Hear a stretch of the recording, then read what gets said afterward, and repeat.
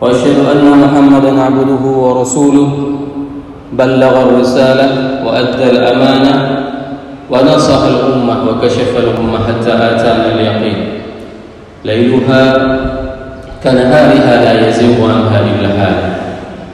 اللهم صل وسلم وبارك على حبيبنا وشفيعنا وزخرنا ومولانا محمد وعلى أزواجه أمهات المؤمنين وذرياته وآل بيته وأصحابه أجمعين. رب اشرح لي صدري ويسر لي أمري واحلل عقدة من لساني يفقهوا قولي. أما بعد. Yang saya hormati Tunku Imam Syekh, Tunku Imam Gampong, dan Tunku Imam Rawatib, BKM pengurus masjid, Bapak Gesit dan beserta para desa, ayah bunda yang saya cintai, dan jamaah yang dirahmati Allah. Ini merupakan subuh yang ke-14. Tidak terasa puasa sudah memasuki sepertengah dari puasa. Alhamdulillah, Allah masih memberikan kesempatan kepada kita semuanya untuk dapat beribadah, sehingga kita dapat melaksanakan berbagai macam kesalehan, amal baik, tidak seperti yang dialami oleh saudara-saudara kita. Tadi pagi saya sangat tersentuh sewaktu keluar dari rumah, melihat seorang anak yang dengan kain sarung kemungkinan besar keluar dari rumah izin untuk salat, akan tetapi berhenti di sebuah kios dengan gadgetnya. Ini adalah di antara kelalaian kita sebagai orang tua yang tidak pernah memastikan kemana anak itu pergi, dan ini akan diminta pertanggungjawaban oleh Allah nanti kepada semua orang tua. Salawat dan salam mari sama-sama kita panjatkan kepada junjungan kita Nabi besar Muhammad SAW yang telah mengedukasikan kita dalam segala hal. Rasul mengajarkan sedetil-detilnya semua permasalahan kita, sehingga tidak ada satupun urusan itu yang terlewati. Contoh yang paling gampang, sesuatu yang paling sering orang itu melupakan atas nikmat yang Allah berikan kepada manusia. Di saat seseorang bisa buang hajat, kenapa Rasul mengajarkan kita untuk meminta ampun? Doa setelah kita buang hajat itu adalah ghufrana. Kenapa Rasul meminta kita untuk meminta ampun kepada Allah setelah buang hajat? Ternyata kolerasinya itu, hubungannya itu sangat erat, sangat dekat, dan sangat luar biasa hubungannya. Karena banyak di antara manusia, di saat mereka bisa buang hajat, dia merasakan bahwasanya ini adalah aktivitas yang biasa. Kalau kata bahasa orang kampung saya, urang kawan daily activities katanya. Buduroro. Ya ukamamano yang buduroro. Namun ternyata salah satu nikmat yang paling sering dilupakan oleh manusia itu adalah nikmat di saat buang hajat. Sehingga apa orang mengatakan, kalau memang ingin melihat bagaimana bentuk keikhlasan, amal yang paling ikhlas itu adalah buang hajat. Tidak ada satu orang pun yang menyesal setelah buang hajat. Mulah, oman belum jat, kamu mulah lu, nggak ada. Orang semuanya bahagia setelah buang hajat, tidak ada yang pernah lagi teringat lagi tentang apa yang dibuangnya. Ini salah satu bentuk amal yang paling ikhlas dilakukan oleh manusia adalah buang hajat. Dan bahkan mereka lupa bahwasanya ini adalah nikmat.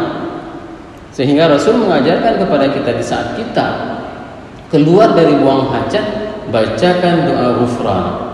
Bayangkan Bapak Ibu jemaah yang dirahmati Allah, kalau seandainya Allah menjepit alat pembuang kita itu, maka kita harus memerlukan biaya puluhan juta untuk dioperasi supaya apa? Supaya bisa buang hajat. Ada kelainan pada pembuangan anak-anak yang saya dapati dan saya dengarkan ceritanya, dia itu harus dibuat tempat pembuangan lain, perlakuannya khusus, dan itu menelan biaya yang cukup besar. Hal yang sama dirasakan oleh mak-mak, oleh umi loh. Ya. Bagaimana rasanya, nikmatnya di saat melahirkan itu bisa buang angin. Karena ini yang paling ditunggu-tunggu oleh ibu-ibu melahirkan. Waktu itu angin roh juga. Ini diantara nikmat yang diberikan oleh Allah, dan nikmat tersebut harus kita syukuri dan kita meminta ampun terhadap kelalaian apa yang kita lakukan selama ini. Baik jemaah yang dirahmati Allah, pada subuh yang berbahagia ini kita akan membahas tentang beberapa amalan yang memang amalan tersebut itu akan mendapatkan langsung balasan dari Allah Subhanahu wa taala. Tidak banyak. Ya. Tidak banyak amal yang itu akan mendapatkan balasan langsung dari Allah. Kenapa? Dikarenakan semua amal itu dipastikan balasannya itu sudah terukur dan pasti. Contoh misalnya, kita duduk salat subuh berjamaah, berzikir ya, seperti ini, dan kita menunggu sampai keluar matahari. Setelah keluar matahari kita tunggu 10 menit ya. Syekh Buti mengatakan bisa 5 menit. Pada saat itu kita melaksanakan salat 2 rakaat, salat isyraq. Maka Rasul mengatakan seseorang yang melakukan seperti itu, dia sama dengan melakukan haji dan umrah secara sempurna 3 kali diulang. Jelas, amal ibadah semuanya terukur pahalanya. Nah, kalau seandainya kita juga berzikir siang dan petang, itu sama dengan membebaskan 4 orang budak. Kita baca zikir ma'surat di pagi hari dan di petang hari, itu sama dengan membebaskan 4 orang budak. Bersedekah ya, bersedekah itu, satu sedekah itu setara dengan 700 kali lipat. Nah, kalau misalnya sedekah 1000 berarti sama dengan 700.000. Tapi jangan 1000 sedekahnya. Udah 1000 waktu lewat jalan tutup lagi, ya kan? Waktu uang pas lihat kiri kanan dapat kecil. Duit juga tertuh rebel. Anak tutup seram. Jangan seperti itu. Kenapa? Balasan pahala sedekah itu adalah 700 kali lipat di luar bulan Ramadan, di luar puasa. Bayangkan kalau seandainya sedekah tersebut dilakukan di bulan Ramadan. Di sini kan ada buka puasa bersama. Ya. Ini kesempatan bagi jemaah semua yang sudah mengetahui pahalanya. Kenapa? Karena terukur semuanya. Pahala sedekah itu terukur. Berapa orang buka puasa? Nanti tanyakan ke BKM. Tanyakan ke BKM. Ternyata di sini ada orang buka puasa 100 orang. Tunjuk terus tangan, saya 10 orang satu hari. Ustaz. 10 orang, maka kita akan mendapatkan 700 lipat. Ya. Atau sama juga dengan membukakan puasa orang, misalnya itu 700 tahun. Ya. Bayangkan kelipatan-kelipatan itu semua terukur. Namun ada beberapa hal, ada beberapa amal yang disebutkan oleh Allah, itu balasannya itu besar sekali. Dan balasan tersebut itu tidak pernah diketahui bagaimana besar. Pertama sekali Allah berfirman di dalam surat Asy-Syu'ara ayat 40 yang berbunyi, A'udzubillahi minasyaitonirrajim, Bismillahirrahmanirrahim. Faman 'afa wa aslaha fa ajruhu 'ala Allah. Innahu la yuhibbuz zalimin. Barang siapa yang memaafkan wa aslaha dan memperbaiki hubungannya, fa ajruhu 'ala Allah, maka balasannya itu adalah dari Allah. Ini yang janjikan ini adalah Allah balasannya. Dan kami dulu diajarkan oleh Ustaz Amirullah bagaimana bahasa Arab. Semoga apa yang saya sampaikan selamanya itu akan mengalir pahala yang beliau. Kata-kata fa itu adalah muqtarinun bil fi'l. Balasannya itu adalah cepat dan langsung. Itu kata-kata fa. Apabila dipakai kata-kata fa itu langsung, nggak ada jeda. Balasan itu langsung dari Allah. Beda dengan penggunaan kata-kata summa ataupun wa. Inilah zuk fil ya, bahasa Arab. Di saat kita menemukan kata-kata seperti itu, kita akan merasakan langsung sentuhan. Tapi kalau tidak tahu, selesai, lewat. Lagi orang dengar baca mantra, biasa kan. Tapi kalau misalnya kita sudah tahu, oh ini maksudnya seperti ini. Faman 'afa wa aslaha fa ajruhu 'ala Allah. Barang siapa yang memaafkan dan memperbaiki hubungannya, fa ajruhu 'ala Allah. Innallaha la yuhibbuz zalimin. Sesungguhnya Allah tidak menyukai orang-orang yang berbuat zalim. Kita sudah menceritakan di dalam kajian subuh kita di setiap Senin itu, tidak ada satu orang pun yang akan masuk ke dalam surga kecuali kezalimannya itu sudah dibalas oleh Allah. Dan ini perlu diingat. Kalau seandainya ada orang yang menzalimi Bapak Ibu jamaah yang dirahmati Allah hari ini, maafkan. Ikun geron, hai kribu, hai pethe, hai nyo, hai kurut, macam ikun geron, kuma. Pakat ingat ayat ini. Oh ini sebuah kezaliman Ustaz, tidak bisa seperti itu. Maafkan. Kenapa? Karena di saat kita memaafkan, itu balasannya itu adalah dari Allah langsung. Apakah kezaliman itu akan dimaafkan oleh Allah? Belum tentu. Di saat kita memaafkan orang yang berbuat zalim kepada kita, belum tentu dia terlepas dari hisab Allah di hari akhirat. Dan itu pembahasannya sudah ada di Qantarah. Di saat seseorang sudah melewati sirat yang sangat tipis dan yang sangat tajam, maka mereka akan dihisab kembali di Qantarah. Sehingga dengan ayat wa naza'na ma fi qulubihim min ghillin, bahwasanya kedengkian itu dicabut semuanya di hati manusia. Tidak ada lagi kebencian, tidak ada lagi kedengkian di saat seseorang itu berada di atas Qantarah. Oleh sebab itu jemaah dirahmati Allah, apabila Bapak Ibu sudah mendapatkan WA yang terkirim ya, jika tangan tidak bisa berjabat lagi dan kaki tidak dapat melangkah, ya kan? Ini bukan tanda stroke, ya. Itu biasa sebelum Ramadan sekali datangnya dan sebelum hari raya. Izinkan saya untuk memaafkan, minta maaf atas segala dosa. Tidak ada sebuah kewajiban untuk kirim doa minta maaf. Kalau memang ada kezaliman, datang kepada orang tersebut, sampaikan. Wahai fulan, saya dulu pernah menahan pangkatmu.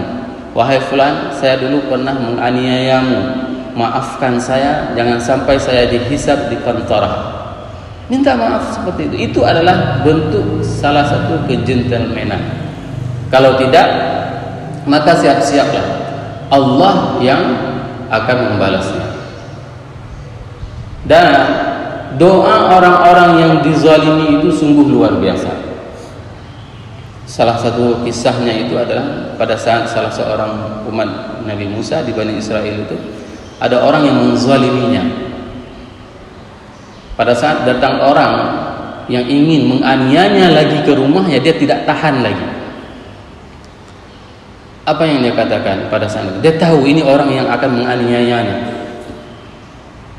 Maka pada saat itu dia mengatakan, ya mughith. Pada saat dia katakan ya mughith pertama, maka terketoklah pintu langit. Dan di saat dikatakan ya mughith yang kedua, terketoklah pintu langit kedua. Dan di saat dia mengatakan ya mughith ketiga, orang yang mengetok pintu rumahnya itu terbelah dua. Dan ditanyakan kenapa bisa mati orang tersebut. Pada saat itu dikatakan turunlah malaikat dan bergetarlah pintu langit pertama, kedua dan ketiga di saat dia mengatakan ya mughith. Karena doa orang-orang yang terzalimi itu langsung didengar oleh Allah. Oleh sebab itu jemaah yang dirahmati Allah, jangan pernah menzalimi orang. Dan apabila kita dizalimi, maafkan. Karena ini sungguh dahsyat balasannya dari Allah Subhanahu wa taala. Yang kedua jemaah yang dirahmati Allah adalah pahala orang-orang yang bersabar. Sabar ini sungguh luar biasa. Allah berfirman dalam surat Az-Zumar ayat 10 yang berbunyi, A'udzubillahi minasyaitonir rajim. Bismillahirrahmanirrahim. Innama yuwaffas sabiruna ajruhum bighairi hisab. Sesungguhnya orang-orang yang bersabar ajruhum bighairi hisab, maka pahala mereka itu tanpa ada dihisab. Nanti di hari akhirat, kita sudah menceritakan di dalam Wa'dul Haq, di hari akhirat itu ada orang tiba-tiba itu sudah ada di pintu surga, dan para malaikat terkejut. Kenapa kalian nggak melewati proses hisab di mahsyar, katanya? Apakah kalian tidak tahu bahwasanya ayat Allah yang berbunyi innama yuwaffas sabiruna ajruhum bighairi hisab. Sesungguhnya pahala orang-orang yang bersabar itu adalah tanpa ada hisab. Bagaimana bentuk kesabaran? Salah satu bentuk kesabaran itu adalah saat kita ditimpa dengan ujian, musibah. Berapa banyak di antara ibu-ibu di saat beliau itu hamil, setelah itu mengandung, dan waktu melahirkan anaknya meninggal. Kesabaran seorang ibu tersebut itu akan mengantarkan beliau itu untuk dimasukkan ke dalam surga bighairi hisab. Ya. Saya pernah mendengar salah seorang ibu di saat beliau itu hamil anak pertama, dirawat anaknya, dikonsumsi makanan yang baik, begitu melahirkan meninggal anaknya, dan dia tidak pernah protes terhadap ketentuan Allah karena dia sudah menjalani secara proses ilmiah secara baik. Dan dia menceritakan bahwasanya hanya meneteskan air mata, tidak pernah bahasa aja meratuh, tidak ada menyesali, tidak ada mengatakan sebenarnya pekan leginyo, pekan nggak ada. Dia sabar. Kalaulah seandainya kesabaran itu tidak berat, tentu balasannya bukan bighairi hisab. Tentu balasannya rice cooker, ya. Atau balasannya dipasangin magic comb. Itu balasannya. Kalau seandainya perbuatan-perbuatan yang disuruh itu tidak berat.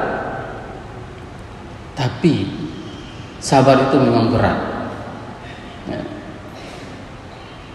Sehingga apa? Sehingga para sahabat itu ditanyakan, mereka itu sampai bergetar sabarnya. Nah, dan ini diungkapkan di dalam Al-Quran. Mutattat, mugok-gok. Nah, pernah nggak kita sabar diuji seperti itu? Dan ini menjadi pertanyaan kepada kita semuanya. Kita mau masuk surga gampang-gampang saja istilahnya. Tunggu dulu. Nah, kenapa? Karena Allah sendiri yang mengatakan, am hasibtum an tadkhulul jannah walamma ya'tikum mathalul ladzina khalawna min qablikum massatkumul ba'sa'u wadh-dharra'u wazulzilu. Wazulzilu itu mutattat, goyang, bahasa anak muda milenial itu goyang-goyang, hatta yaqula rasul wal ladzina amanu. Sehingga Rasul sendiri itu mengatakan, mata nasrullah, kapan akan datang pertolongan dari Allah. Ini menjadi introspeksi kepada diri kita semuanya. Kenapa kita itu diuji seperti itu? Dikarenakan Allah ingin menaikkan taraf kita, derajat kita. Dan Allah menguji kita itu pada sisi kelemahan kita. Titik lemah kita itulah yang diuji oleh Allah, sehingga kita pada titik tersebut kita kuat menerimanya, dan keimanan kita itu akan naik. Ini faedah dan fungsi dari sebuah kesabaran, dan itu akan dibalas langsung oleh Allah Subhanahu wa taala. Dan yang ketiga, amal yang ketiga yang akan mendapatkan balasannya dari Allah itu adalah puasa. Dalam hadis Bukhari nomor 1904, hadis kursi Allah mengatakan, yaqulullahu azza wa jalla, kullu amal ibni adam lahu illa siyam. Semua amal perbuatan anak Adam itu untuk dia. Seperti kita salat, ini untuk kita. Ya. Karena nggak ada orang yang istilahnya seperti ini. Ada perbuatan-perbuatan itu yang memang kita bisa lakukannya bukan karena Allah. Misalnya, kenapa saya salat di Masjid Darussalam? Bahduh malimlum. Seperti itu. Dilakukannya supaya nampak alim. Kenapa Ustaz Tamanhur mau ceramah di sini? Karena beliau mau naik di DPR misalnya, supaya dapat suara di sini. Itu amal-amal yang memang dilakukan bukan karena Allah, dan itu bisa, tapi tidak dengan puasa. Orang kalau puasa itu nggak ada karena pimpinannya, nggak ada karena atasannya, nggak ada karena orang lain. Kenapa puasa? Supaya pimpinan saya dekat sama saya? Nggak ada, karena nggak tahu pimpinannya puasa atau tidak dia. Misalnya kita hari ini pulang dari pengajian ini, pulang ke rumah tinggal minum air, selesai. Sampai ke kantor, lap lagi mulut tuh dengan kering-keringnya. Suumdah orangnya. Ada yang tahu? Kita sudah sarapan, kita sudah minum, nggak ada. Maka puasa itu adalah kita peruntukkan untuk Allah, dan itu adalah untuk Allah. Tidak mungkin seseorang itu melakukan puasa itu kalau bukan karena memang karena Allah. Nah, ada sebuah yang ingin saya sampaikan kepada jamaah semuanya, karena kalau kita cerita tentang puasa ini sungguh luar biasa, dan khususnya kewajiban puasa itu turunnya itu di tahun 2 Hijriah, bermakna 15 tahun setelah Nabi berdakwah, bukan tahun pertama, walaupun kewajiban puasa itu sudah ada sejak zaman-zaman dahulu kala dari nabi-nabi sebelumnya. Dari mana kita ketahui? Dari ayat Allah, dan ayat itu sedang sering dibacakan oleh para ustadz pada bulan Ramadan, yang berbunyi, ya ayyuhalladzina amanu kutiba alaikumusiyam kama kutiba alal ladzina min qablikum la'allakum tattaqun.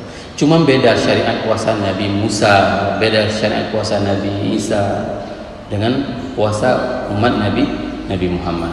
Nah, yang kita ingin sampaikan, dan ini adalah harus kita lakukan sebagai pengurus masjid, ya, itu adalah menghidupkan 10 akhir Ramadan. Ini paling penting. Kenapa saya katakan paling penting? Bapak Ibu tadi sembahyang, ya kan? Sembahyang khusyuk kali. Rakaat pertama itu sampai meneteskan air mata. Rakaat kedua, ya, pas habis baca ayat sama imam, kentut, misalnya, batal salatnya. Kenapa? Akhirnya itu tidak selesai. Nggak bisa kita bilang, ya Allah, tadi rakaat pertama khusyuk kali saya sampai meneteskan air mata, hitunglah rakaat kedua walaupun kentut. Nggak bisa. Kenapa? Karena Rasul sendiri yang mengatakan kepada kita bahwasanya innamal a'malu bil khawatim. Sesungguhnya setiap perbuatan itu akan dihitung, akan dinilai di akhirnya. Happy ending. Ada enggak ya, amal kita itu konsisten dan akan berakhir dengan baik pula? Ini yang paling penting. Berapa banyak hari ini ya, berapa banyak hari ini yang pada pagi subuh pertama itu akan penuh masjidnya, dan subuh ke-14 alhamdulillah di masjid ini masih konsisten. Ini yang paling penting, kita menjaga konsistensi kita untuk beribadah kepada Allah mulai dari pertama sampai dengan akhir Ramadan. Maka para masjid dan pengurus masjid itu sangat diharapkan membuka iktikaf. Siapa yang beriktikaf itu? Bapak-bapak. Ya, bapak-bapak itu disuruh beriktikaf. Ibu-ibu nanti di 20 puasa tarik tangan bapak-bapak suaminya di rumah, antar ke masjid. Ya, tempatmu bukan lagi di rumah 20 puasa. Tempatmu itu adalah di masjid. Putuskan hubungan dengan dunia. Jangan dia nanti pas bapak bilang, "Nyo, belum dia iktikaf." Rupanya kau masjid iktikaf rumah lain rupanya. Yang bahaya sih, harus dikontrol. Iktikaf itu ya ke masjid, jangan ke rumah lain, ya. Ini yang paling penting. Kenapa Rasul menjelang wafat itu beriktikaf 20 hari, bukan 10, 20 hari, 2 tahun. Maka isilah masjid itu dengan orang-orang yang memang tidak keluar-keluar lagi. Dan ini sangat dianjurkan kepada orang-orang yang memang tidak membebani amanah, bukan orang yang mempunyai jabatan. Nah, jangan dilakukan oleh orang-orang yang punya jabatan. Boleh dia melakukannya kecuali dia memang harus cuti dari tugasnya. Jangan dia punya jabatan tapi dia tidak mau masuk kerja, makan gaji saja, ini haram hukumnya. Pergi iktikaf dia supaya nampak soleh, supaya nampak malim. Jangan, cuti, ambil cuti lalu beriktikaf, karena memang pahala yang sungguh luar biasa. Dan jangan lagi ada hubungan dengan dunia. Kenapa? Di dalam hadis itu dikatakan bahwasanya Rasul di saat beriktikaf itu dia ada kelembunya. Makna kelembu itu apa? Hana gak poh cakra ngurung. Ada juga orang yang beriktikaf asik ngobrol, ngobrol dia iktikaf, bukan menghabiskan waktu untuk mentadabbur Al-Quran, bukan menghabiskan waktu untuk membaca Al-Quran, untuk mensyukuri terhadap nikmat yang diberikan oleh para sahabat. Itu berpuasa tidak lama rata-rata. Rasul berpuasa hanya 9 kali. Kita hari ini berpuasa sudah puluhan tahun. Tapi kenapa kualitas kita itu ya seperti ini? Karena memang kita tidak pernah mengetahui bagaimana ilmu puasa itu sendiri. Nah, kalau seandainya kita mengetahui puasa itu ilmunya dan apa yang harus kita lakukan, maka kita tidak akan pernah melewati satu momen pun, satu detik pun tentang keberkahan bulan yang penuh dengan keberkahannya. Imam Ibnu Jauzi mengatakan bahwasanya Ramadan itu adalah bulan yang hanya satu-satunya disebutkan di dalam Al-Quran. Padahal Al-Quran menyebutkan jenis-jenis bulan, tapi tidak menyebutkan namanya. Hanya menyebutkan Ramadan sebagai satu-satunya bulan. Ini menunjukkan keistimewaan bulan Ramadan, sebagaimana istimewanya Nabi Yusuf terhadap saudara-saudara yang lain. Semoga Allah memberikan kita umur panjang hingga dengan akhir Ramadan ini, dan dijadikan Ramadan ini sebagai Ramadan terbaik bagi kita dan mendapatkan malam Lailatul Qadar. Subhanakallahumma wa bihamdika asyhadu an la ilaha illa anta astaghfiruka wa atubu ilaik. Assalamualaikum warahmatullahi wabarakatuh.